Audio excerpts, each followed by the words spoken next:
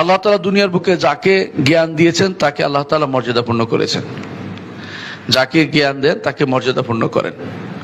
আল্লাহ তাআলা কোরআন কারীমে বলেছেন, ইয়ারফাইল্লাহু আল্লাযিনা আমানু মিনকুম ওয়াল্লাযিনা উতুল ইলমা দারাজাত। তোমাদের মধ্যে যারা ঈমান এনেছে এবং ইলম তাদেরকে দেয়া হয়েছে তাদেরকে আল্লাহ তাআলা মর্যাদা উন্নীত করেন, মর্যাদা উন্নীত করেন। সুতরাং জ্ঞানের মাধ্যমেই আপনার মর্যাদা উন্নীত হবে। যার যত জ্ঞান আছে তার মর্যাদা উন্নীত হবে স্বাভাবিকভাবেই। কেউ কোনো কথা বলতে হলে জ্ঞানের কথা শুনতে চায়, আর জ্ঞানের কারণেই এই মিম্বরগুলো আপনাদের সামনে আছে, যে জ্ঞানীরা এখান থেকে বক্তব্য দেয়। জ্ঞানের কারণেই ফতোয়া নিতে যান আলেমদের কাছে, জ্ঞানের কারণেই কোনো জ্ঞানীর কাছে যাই আপনি বসতে চান, শুনতে চান। এই জন্য জ্ঞানের মর্যাদা এটাই আলাদা। কিন্তু সব জ্ঞান তো উদ্দেশ্য হইতে পারে না।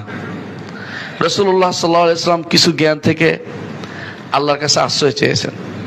তিনি বলেছেন, আউযু বিল্লাহি মিন ইলমিন লা ইয়ানফা। আল্লাহ এমন বিদ্যা থেকে আপনার কাছে আশ্রয় চাই যে এই বিদ্যা কোনো কাজে লাগে না, দুনিয়াতেও কাজে লাগে না, আখিরাতেও কাজে লাগে না।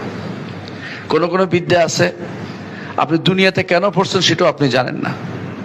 যেমন দর্শন বিদ্যা কোনো কাজে লাগে না, যেমনি ভাবে আখিরাতে এটা দুনিয়াতেও কাজে লাগে না, আখিরাতেও কাজে লাগে না।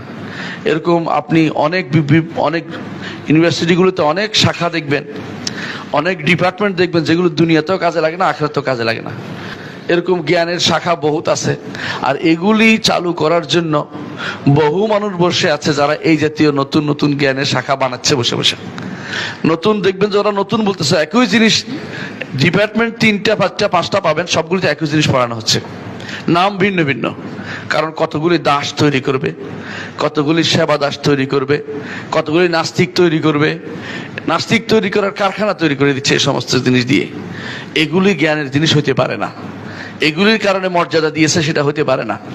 এগুলির কারণে আপনি মর্যাদা পাচ্ছেন তা কিন্তু হবে না কোনোদিন। আপনাকে মর্যাদা পেতে হলে একমাত্র সেইটা দিয়ে মর্যাদা পেতে হবে যেটা আল্লাহ তাআলা আমাদের কাছ থেকে চেয়েছেন। সেটা কি? সবচেয়ে সম্মানিত ইলম, সবচেয়ে উপরের ইলম, গুরুত্বপূর্ণ ইলম এবং মর্যাদাপূর্ণ ইলম, সেটা হচ্ছে আল্লাহ সম্পর্কে জানা।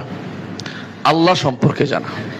দুনিয়াতে এসেছে আল্লাহ সম্পর্কে জানতে পারেনি, তার মতো হতভাগা আর কেউ নেই। ইবনে তাইমিয়া রাহমাতুল্লাহ আলাইহি বলতেন, দুনিয়াতে সবচেয়ে বড় নেয়ামত হচ্ছে আল্লাহ সম্পর্কে জানা, আর আখিরাতের সবচেয়ে বড় নেয়ামত হচ্ছে আল্লাহ তাআলাকে দেখা। এই দুটি নেয়ামত যে ব্যক্তি ধারণ করতে পারে নাই, সে ব্যক্তি দুনিয়াতে এসেছে আলাদ্দু মা ফিহি, তিনি বলছেন দুনিয়া সবচেয়ে স্বাদের জিনিসটা সে কোনোদিন আস্বাদন করতে পারে নাই। তিনি বলেন, মাঝে মধ্যে আমার অন্তরে এমন সব আল্লাহ সম্পর্কে এমন মারিফ আল্লাহ আমার অন্তরে দিয়ে দেন, আল্লাহ তাআলার জ্ঞান আল্লাহ তাআলা আমার অন্তরে উৎসাহিত করে দেন। আমি বলি যদি দুনিয়ার বাদশাহরা জানতো আমি কি আনন্দে আছি, তা আমার জন্য তারা তরবারি নিয়ে যুদ্ধ করতে, দুইটা আমার দিয়ে দাও। লা জাদালুনা বিসিয়ুফ, তরবারি নিয়ে আসতো যে ওইটা আমারে দাও। এই আনন্দ কখন হয়? আল্লাহ সম্পর্কে যে ব্যক্তি জানতে পারে। আল্লাহ সম্পর্কে জানা হচ্ছে দুনিয়ার সবচেয়ে বড় নেয়ামত। আল্লাহ সম্পর্কে অজ্ঞতা হচ্ছে দুনিয়ার সবচেয়ে বড় জাহালাত, মূর্খতা।